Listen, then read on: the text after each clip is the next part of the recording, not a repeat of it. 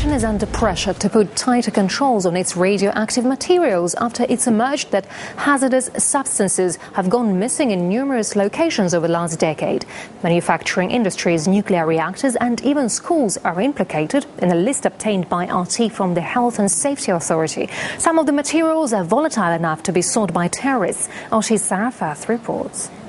Businesses, universities, firms that had been using radioactive and often very dangerous materials had in some cases mislaid or even lost those materials. Now, we've been going through the documentation. Indeed, I've got a copy of it here with me now. And what's incredible about it is that this isn't just one or two incidents. This has happened more than 30 times over the last decades. And you see things like depleted uranium, you've got cesium-137. One of the incidents, we saw the Royal Free Hospital named. And now in that incident, it was cesium-137 that had gone missing, and that had been used for treatment of a cancer patient. And if you look at what it actually says describing that material, it says that it had the potential to cause significant radiation injuries to anyone handling it or even indirectly coming into contact with it for even a short period of time. Just going down the list here, and you've got a veritable who's who of big names in British industry. You've got Rolls-Royce in Derby that have been creating the reactors for Britain's nuclear subs.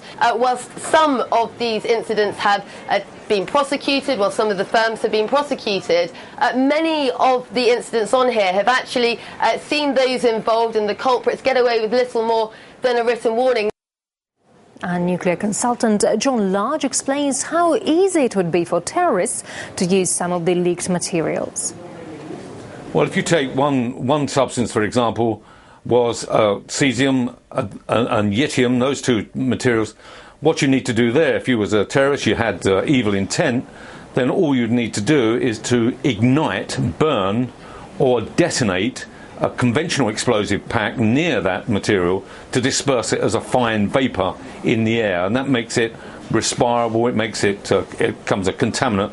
So, for example, a scenario in a city would be to actually explode or burn this material at a high level, say in a tower block, or say in a city like Moscow, to actually burn it on the metro system, on the tube system, and let the trains pump round the radioactive atmosphere around the metro system. And that would be very, very difficult to decontaminate and control, because the gas would be pumped around by the trains going through the tunnels into each station.